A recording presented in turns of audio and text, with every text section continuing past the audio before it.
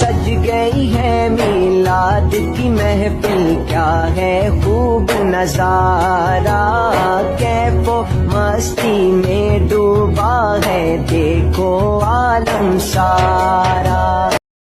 अस्सलाम वालेकुम नाज़रीन, माया सनाउगुल तानी सिराहो न्यू मेहरान न्यूज़ रुकयूं था खबरन डा खबर शामिल की पिया। रानीपुर में बिटाई सरकार जे नाले सां मंसूब बिटाई पब्लिक हाई स्कूल रानीपुर में जश्न ईद मिलादुल नबी वॾे अक़ीदत एहतराम सां मल्हायो वियो।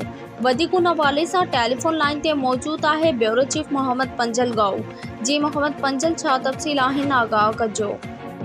जी बिल्कुल, मां तव्हांखे ॿुधाईंदो। रानीपुर में भिटाई सरकार के नाले से मनसूब Bhitai public high school Ranipur में जश्न ईद मिलाद नबी वॾी अक़ीदत एहतराम सां मल्हायो वियो। तक़रीब में हाजी मोहम्मद बुडल शेख, उस्ताद मोहम्मद कासिम सत, उस्ताद याकूब गांगरो, परवेज शेख, गुलजार मोंगी, उस्ताद अमन नंगरेजो, अब्दुल सत्तार सतो, अली हसन शेख, मीर हसन शेख ऐं ॿियनि शिरकत कई। स्कूल के शागिर्दनि ऐं शागिर्दनि पारां ॿिन्ही जान जे सरदार आख़िरी नबी हज़रत मोहम्मद मुस्तफ़ा सल्लल्लाहु अलैहि वसल्लम जी शान में नात रसूल मक़बूल सल्लल्लाहु अलैहि वसल्लम ऐं तक़रीरूं करे ख़राज अक़ीदत पेश कयो। जॾहिं त सिंध जे भलोर नात ख़्वान नात रसूल मक़बूल सल्लल्लाहु अलैहि वसल्लम चई ॿुधंदड़नि खे वजद तारी करे छॾियो।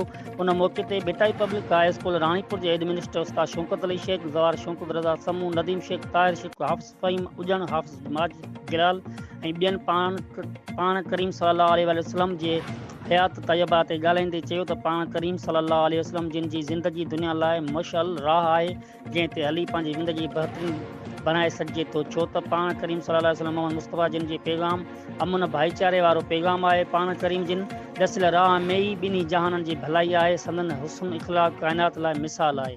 जी